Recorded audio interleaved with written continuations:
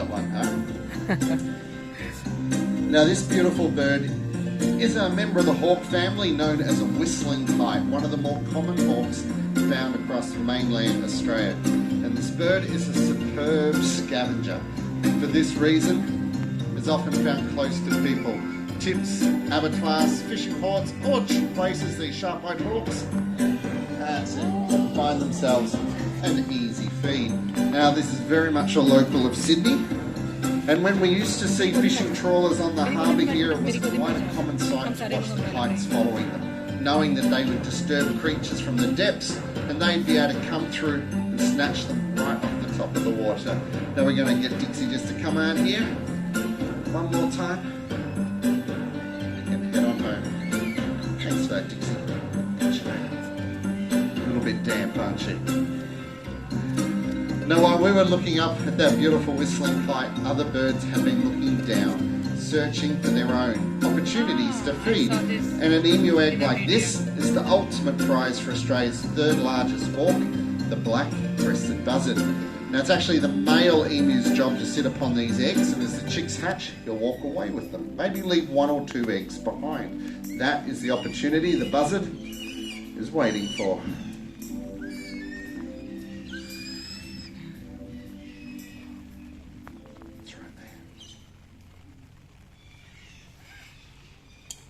Now this is Slammer, and even with Slammer's beak and feet, he needs help to get inside an emu egg, and the rock is the perfect tool for the job. Now what you're witnessing is not something Slammer was taught to do, it's instinct hatched from his own egg. With this knowledge already, great double hit, already in his mind, and with close to 2 days worth of food inside, his instincts are so strong that he will persist until he gets inside. Now he's made a huge crack in there. It's going to be open any moment. There we go. And if he was out there relying only on emu eggs, he'd probably end up pretty hungry. But any egg will do. And if the egg is small, they'll just pick it up and throw it at the ground. But the emu egg is so large. There we go. Success. This is the only possible way he could ever hope to get inside.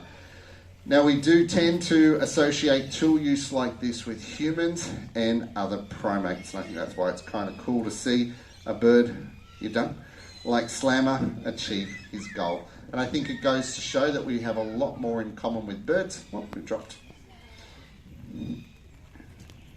Ready? That boy. A lot more in common with birds than what many people first thought. That's it.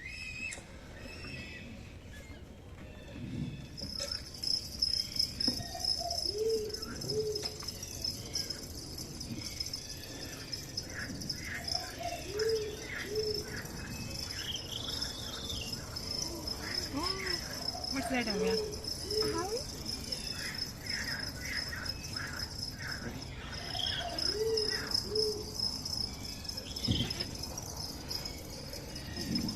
Now, do you ever have the feeling that you're being watched? Because owls are everywhere.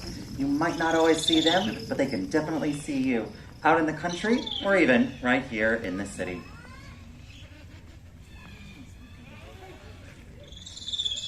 Now, just to let you know, it's completely fine to leave your brollies up, but I do ask you to keep them really still.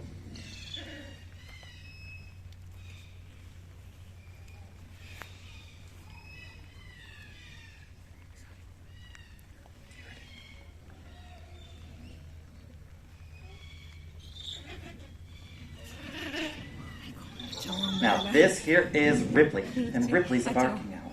About half of the world's owls actually regularly hunt during the day. It all just depends on what they like to eat. And barking owls here actually eat other birds.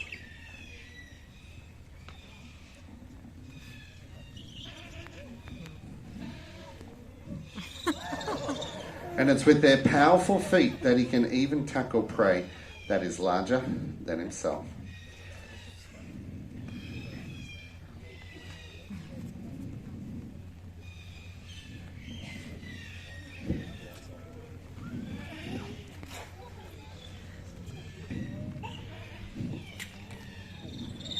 And then as the sun goes down, a barking owl will look to hunt things like mice.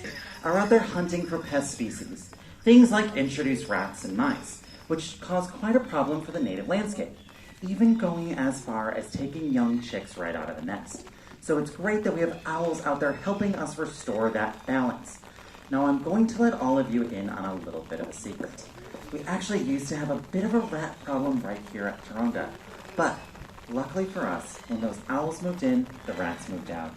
And I can honestly say that I have not seen a rat in quite some time. The problem is well and truly behind us. I know, it's behind me. Thank you so much for pointing that out. Thank you. I like that.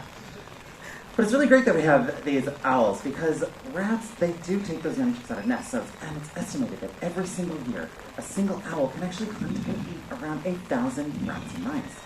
But a pair of them, or a family, can actually get up to around 3,000, which makes a family of owls one of the best neighbors you could hope for. I think you're right. Thanks for that, Scott. Well, no matter where you are in the world, there is always an opportunity to appreciate the significance of birds. In fact, there is one bird that has done all that travelling for us. In fact, it's journeyed across the seas and alongside people. And it's this bird that's enabled us to develop an everyday connection. One of the more common species of birds you'll likely find in the world, in fact, one found in many people's backyards. Now, this individual might make you think it's a domesticated one, but it is not. It is actually a wild bird. Now, this is Mentari, and Mentari is a red jungle fowl, originally from Southeast Asia. And is actually, the red jungle fowl is considered the ancestor of all modern-day chickens. And they boast a relationship with people of around 8,000 years. Now, red jungle fowl and domestic chickens have featured in our religions, our rituals and customs, and they've even made their way into our everyday language. So whether you are ruling the roost, putting all your eggs in one basket, or a mother hen, chickens hold significance for people everywhere. It's considered the most common livestock species in the world, actually outnumbering people 6 to 1. So you can see, to appreciate the significance of birds, you need to look no further than your own backyard. Thanks for that, Mentari. Well, with the rain coming in on us, we're going to try and do one last routine with you guys and see how that goes. In fact, I've never actually flown these two in conditions like this, so it's going to be a little bit of a see what happens. Now, we've picked two volunteers who are happily to stand up in this weather with us, who are going to help us by providing habitat for our next two birds. A pair of female red-tailed cockatoos, known as Monotoka and Hakea. Now, as female red-tailed cockatoos, the males are solid black with solid red in their tails, but the girls have yellow flecks. But as you see, the females' colours in their tails.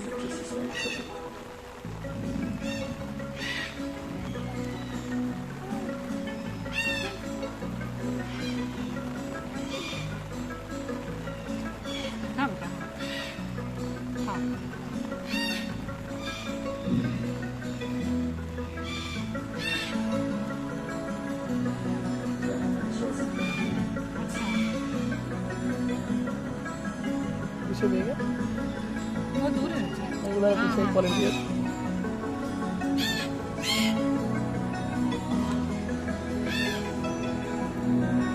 Now, Monotoka and Kajandi actually get their names from significant plant species from within their environment, and the connection between plants and animals is incredibly strong.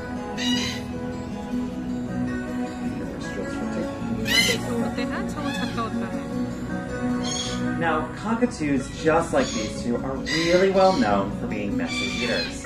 But what they're actually doing is they're spreading seeds around the land. Now, hollows are something that's incredibly important for a lot of Australian wildlife. But for a tree to produce hollows of the size required by these birds, they'd have to be at least 150 years of age. But with much of Australia's forest these days being young, it puts additional pressure on our wildlife. Thanks so much for your help. Cheers, mate.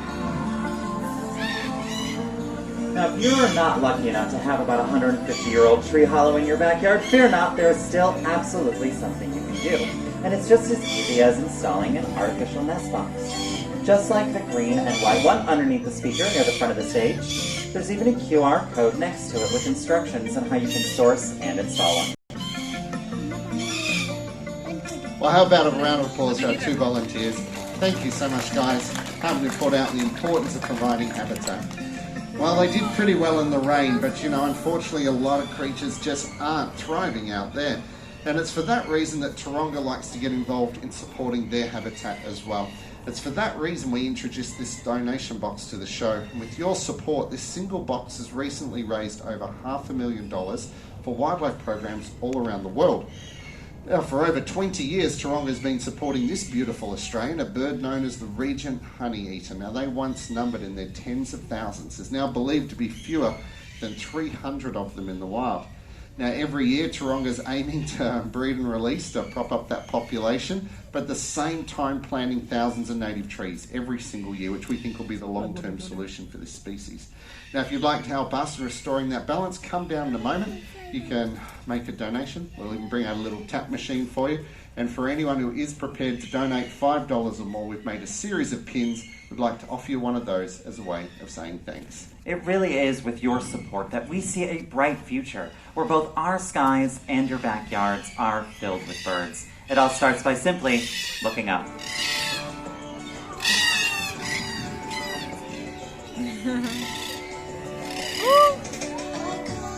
Well, thanks so much for coming to join us here today and bearing the shower with us. We hope you've enjoyed the show. We look forward to seeing you again. Catch you later. They say home is where you find it. Well, this place ever satisfied.